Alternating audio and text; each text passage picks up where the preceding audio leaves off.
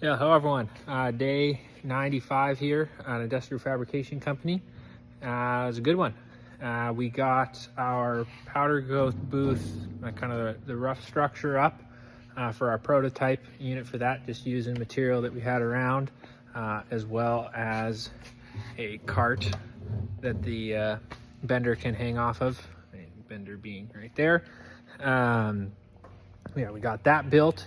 We also got, we started working on the rest of the plungers, and unfortunately had a bit of a quality, from our supplier incident on that. Some of the stuff wasn't good, and I can kind of show a picture of it, just really being out of square. But yeah, we're working here, kind of mid progress. Want to get to a point where we're cleaning up more, but we did add this in this front kind of guard in, whereas before when we'd have chips, they would have been thrown all out here. We had a bit of a leak that we got fixed, that's why that's there. But now the mess is a lot more contained, which will make it easier to clean up. And then some other improvements. We painted the depth that we're gonna drill down to, so it's easy control.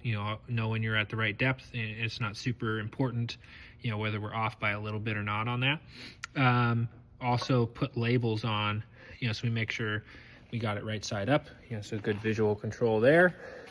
And refining the process on how that's going, but got as well as doing a better job at single piece flow here with two people. So someone's drilling, and that's the longer process, and then that's getting, after it has this hole in it, we are then drilling and tapping that hole right next door. So a good flow going there. Still room to improve, for sure. We kind of smoothed them all out and punched them, and did that in batches, but we'll get there. We did more talking about how we can minimize the waste from that regard. And yeah, also I realized I didn't share yesterday, but one of the improvements we added is just a light outside of our front door, an automated light, because we like to turn all our lights off, but then that turns the front light off. So have that, and then that also shines on that box that we put outside too, so keeps that a little safer.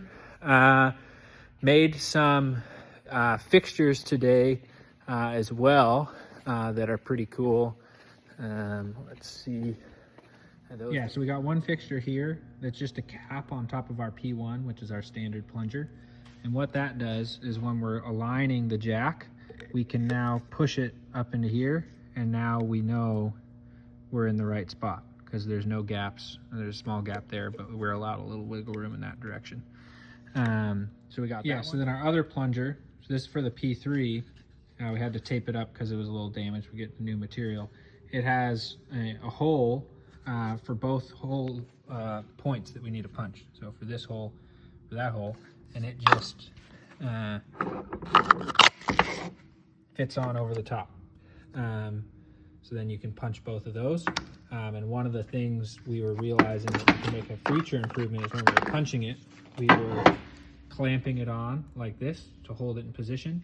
Well, what we could do is we could make one plate that goes across that has all the different size plungers, that then has a rest for this. So you put it in, have that cap, punch it, move on. And then eliminate that step of needing. Yeah, so really happy with those fixtures, and we'll have more coming on that. Trying to make use of the 3D printer, and how can we do to make these as poke-yoke is kind of term, mistake proof as much as we can. And making the fixtures the expert. We have that, and on top of that, bidding, good progress on the bigger projects for bidding. Got 2 of them there, and yeah, we're looking on pace to have both of those, or I guess kind of all 3 of those done by Thursday, which will be great to have that going into the holiday week. And yeah, I think that's all. Sign off for now.